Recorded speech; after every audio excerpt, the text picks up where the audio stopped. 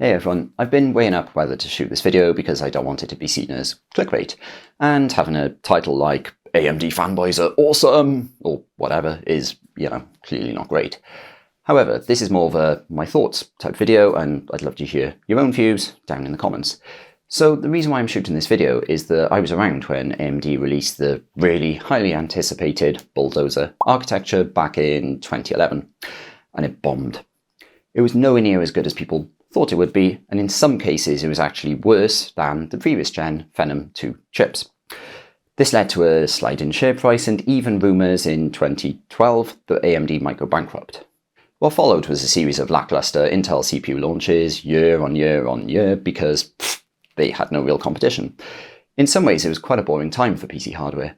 That's why I'm now happy that there's competition again, and also that there's some level of fanboyism, because that in itself can help drive competition and innovation. Now, I'll come back to the Bulldozer failure and successful Ryzen launch later, but I'm not saying in this video that fanboyism is always a good thing. Clearly, if somebody is a huge NVIDIA fan, for example, and they released a terrible GPU, then people shouldn't buy it purely because they're a fan. The same goes for AMD and Intel products, of course. Equally, if somebody's being blinded to a product's faults and really insulting people in rival camps, then that's clearly not a good thing either. But one obvious benefit to me of the Ryzen launch in 2017 is that there seems to be more energy and excitement in the tech industry nowadays compared to the post-Bulldozer lull.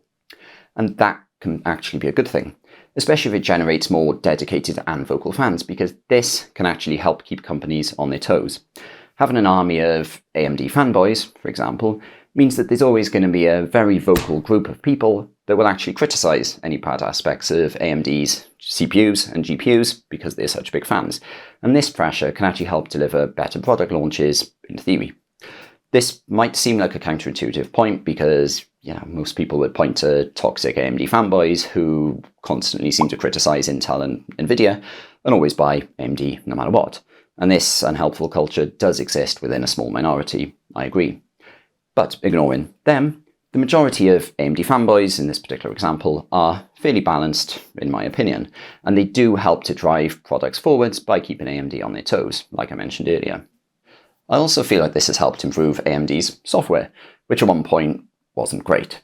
Yes, there's still some annoying driver bugs in the GPU range, but a lot of AMD software has improved loads in recent years, something which many AMD fans have been very vocal about and quick to provide feedback for over the years. Would this improvement have happened if we were still in the post-Bulldozer doldrums when there was a bit more of a blasé feeling to everything? Maybe it would have, but I personally like to think that the fans, in this case of AMD, out there have actually helped to drive positive change here. Another benefit of fanboys is that it can result in a greater culture of discussions, troubleshooting, and information sharing. You see this with any industry, of course, but I think that having really dedicated Intel, NVIDIA, or AMD fans means that there's always lots of YouTube videos, podcasts, and websites to refer to, and always someone on Reddit or some forums to help you out. It's similar with Tesla, for example.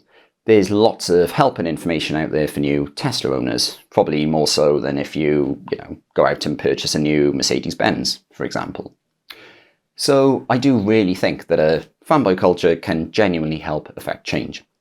In fact, just over a decade ago, there was a TV show that I loved called Chuck. This was a comedy spy drama that aired on NBC, and its ratings were always meh. Every year, NBC execs ummed and ahed about whether to cancel the show. And certainly shows with Chuck's ratings did frequently get canned. But Chuck had a small group of very passionate fans, and they ran various Save Chuck campaigns every year, and this led to Chuck being renewed for 5 seasons in total, which was pretty impressive considering that there were shows out there with much better ratings that actually never got anywhere near a 5th season.